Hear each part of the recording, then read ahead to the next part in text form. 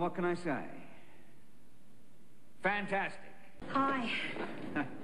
Oh, last tea bag. You want a share? Okay. Oh, no, look, I'll tell you where I'll have a coffee instead. I've got my tape of the rehearsal. Good. Look, I wanted to thank you for the last couple of weeks. I'm not great yet, but I feel wonderful. I think you've got a lovely voice. Well, it's getting better. Anyway, you're a very good teacher. Thanks. Julie, you're a lifesaver. That's okay. I should have my computer back tomorrow, so... Any time. Look, I was thinking maybe we should go out and have dinner before the performance. All of us, I mean, the group. Sounds good. Okay, well, let's start with Swing Low, shall we? Come on. Who wants to lead? I could get killed in the rush. I'll do it. Great. Well, lead on, Julie.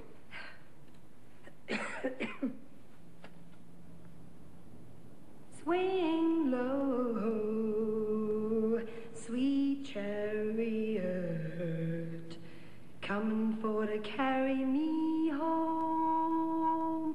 Swing low, sweet chariot, coming for to carry me home. Bravo! Sorry we're late. Oh, that's all right. We just started. I see you bought a new voice for us. No, Deborah's just here to watch. I mean, to listen. Deborah, this is John, our musical director. I'll just get you a chair. Hi. Hello. Your face looks familiar. Why's that? I don't know.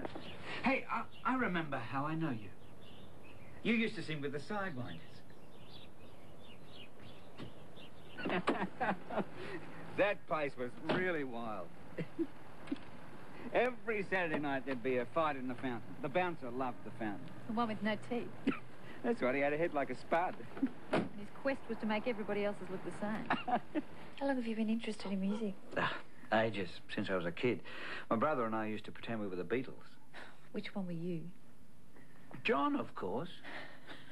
We used to play along with Sergeant Pepper on tennis rackets and Mum's pots and pans. Well, that would have pleased her. She didn't mind.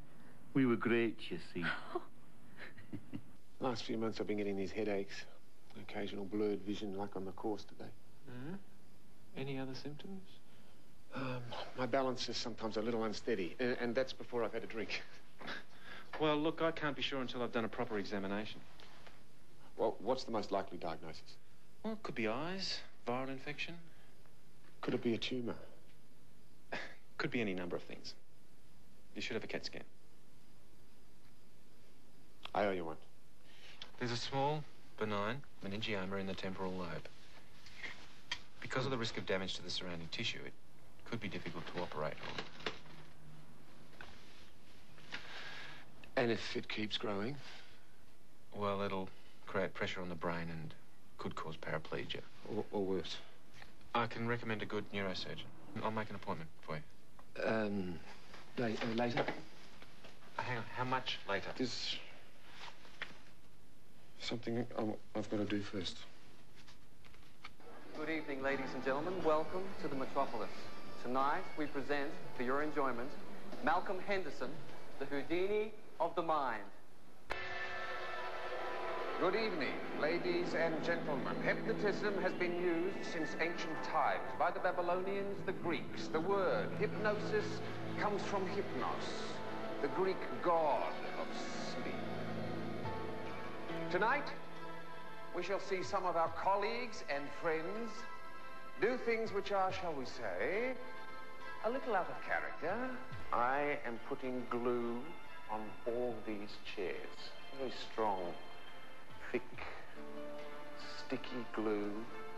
This glue is the strongest glue that has ever been invented. This glue would stop Superman in his tracks. Now, when I click my fingers, I want you all to sit down and you will find that this glue has worked instantaneously. You may open your eyes. How do you feel? Nice and relaxed? Very calm? Thank you. I'd like everybody to stand up. Those of you who are standing, you may return to your seats. Thank you very much. Ladies and gentlemen, a nice warm hand for our volunteers. That's show business, ladies. Sorry. You, sir, have a very special talent. You have the fire of rock and roll burning in your soul. Most people think that you're dead, but we know that's not true. You are Elvis Presley. The rest of you will all be adoring teenage fans. Now, when you hear this sound, Elvis, I would like you to feel free to stand up and perform any one of your favorite Australian tunes. When I clap my hands twice, you will realize you're not Elvis, you're a typewriter in a busy office. At the same time, the rest of you will realize that you are all executives in a busy office and you needed a report typed desperately. You needed that report yesterday.